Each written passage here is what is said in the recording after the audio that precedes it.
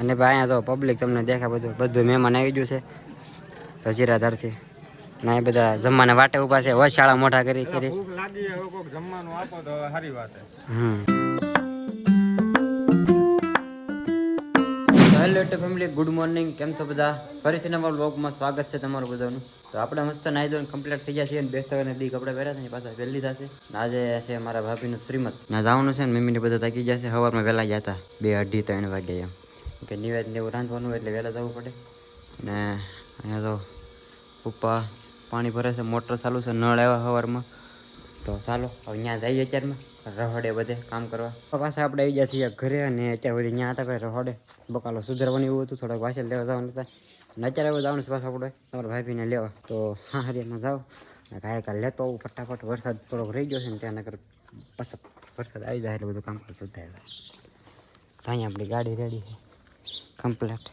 કાંઈ કાલ લેતા આવી હું ઊભો છું વિકલ્યા હતા આપણે જે ગેટ આવે છે ને તો ગેટે ના અહીંયા પાણી એટલું બધું ભરેલું છે ને ગાડી સીટ કેટલી બુડી ગઈ ને એક ભાઈને 4 વ્હીલ હલવાઈ ગઈ હતી. ભાઈ ત્યાં 4 વ્હીલ કટાવવાનો ભાઈ તો 2-3 જણા આમથી આવ્યા ને પછી 4 વ્હીલ કટાવી પાણો હલવાઈ જતો એટલે 4 વ્હીલ હતો. પછી અહીંયા ઓલું મૂક્યું છે લાકડું ને એવું બધું, ખાડો બહુ મોટો છે અને મારે બૂટ પહેર્યા ને પછી બધું બગડ્યું બધું. એમ તો વરસાદ પણ ચાલુ છે, બધું વેરિકેટ થઈ ગયું, બધું પ્રોગ્રામ બધો વિખાઈ ગયો. તો ફટાફટ પાછું જાઓ તમારા ભાભીને લેવા. વળતા અહીંથી નહીં થવાનું ભાઈ, પાણી બહુ છે. આપણે આવી ગયા છીએ ઘરે તમારા ભાભીને લઈને અને મમ્મી પણ રેડી થઈ ગયા છે. અને અમે છે ને ભાઈ વરસાદ ના આવ્યા તો નરસે વરસાદ હાવ વહી ગયો સમજાવો. મસ્ત થોડુંક ઉઘાડ થઈ ગયો છે ને થોડોક પવન ચાલુ થઈ ગયો. તમને બતાવું બહાર મસ્ત લોકેશન થઈ ગયું વાતાવરણ જો બાજુ અવાજ આવે એને વિમાન નીકળ્યાના વાતાવરણ થોડુંક સારું થઈ ગયું છે. ટકો જોવો ભાઈ આખો શીકણો બગડ્યો ગોબરો દાંત કાઢામાં તારા બાપા ખીજા હે અહીંયા સમજો. અહીંયા તો શાકપુરી ને બધું બની ગયું છે. અહીંયા પૂરી તળવાનું ચાલુ છે. અહીંયા રહોડું ભાઈ રાખ્યું આપણે રાહુલભાઈના ઘરે. કોણ દાંત કાઢતો હતો? મોલવાભાઈ તો ભાઈબંધ બેઠો દાંત કાઢે. અહીં જો આવી ગયો હાલ તું બ્લોગમાં. તો મિત્રો અમારા બાપુ છે ને ભાઈ આપણા ફેન ફોલોઈંગ છે, આપણા બ્લોગ જોવે છે તો એ કહે છે ફોટો પાડ્યો આપણે આશીષભાઈ. ફોટો પાડ્યો બતાવી દો સ્ટોરી મેં કહે તો જોઈએ હવે સ્ટોરી મૂકી પણ હું ઇન્સ્ટાગ્રામ નથી વાપરતો ભાઈ. વોટ્સઅપમાં મેન્શન કરી દેજે. હા ભાઈ જો ઊંઘમાં છે આમ તો તેડ્યો છે ને એટલે તો હોઈ ગયો. આવી તો કેવી ઊંઘ ભાઈ સમજો. આ જગાડે પાછળનો કાકો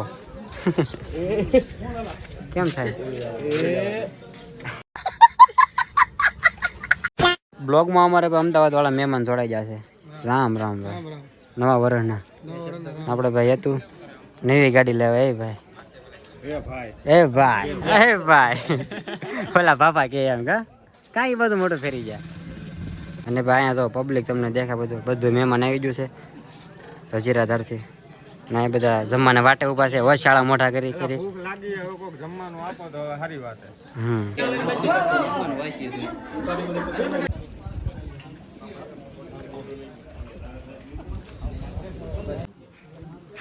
એમાં જો હર્ષ કાકા જો ભાઈ સાસ પીરસે છે.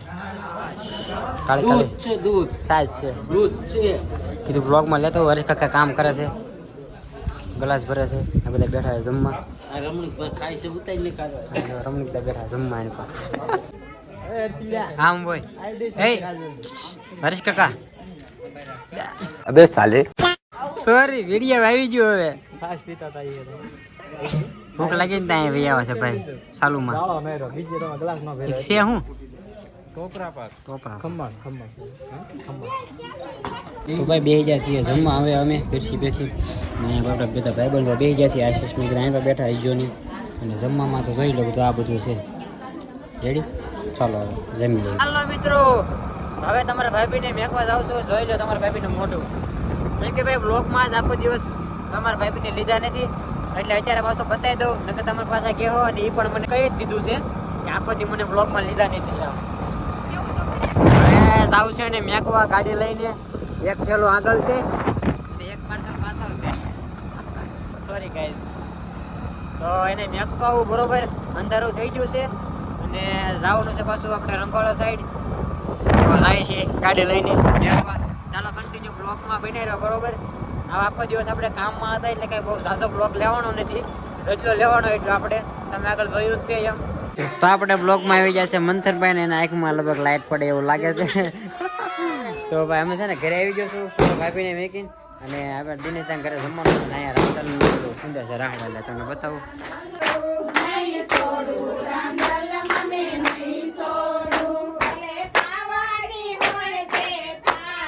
તો અહીંયા ભાઈ આપણે વડીલો પધારી શક્યા છે અને એક વડીલો જાય છે વિઠ્ઠલ દાદા આપણે જો ભાઈ લોગ મનસન ને પકડી ગયો લાઈટ પડે આંખમાં એનો આમ કેમેરો કરો ને તે જો આ વડીલ લોકો એમ કે છે ઉપર આંટો મારતા આવી ત્રીજા માળે ધાબામાંથી ચલો મને આમ લાઈટ કરવી પડશે આ આખું ગામ આપણું આખું જોઈ લો લાઈટ સિવાય કાંઈ ન દેખાય હે આ આશીષ નું ભાઈ જૂનું ઘર જોઈ લો ભાઈ દેખાય તો આ શેરી સાઈડ પાસે દેખાય જ ચાલો ધુમાડો આવે આમાં અમે ઉપર આવી ગયા છીએ ધાબા માથે ઠેર ઓહો જન્નત લાગે એમ કે છે.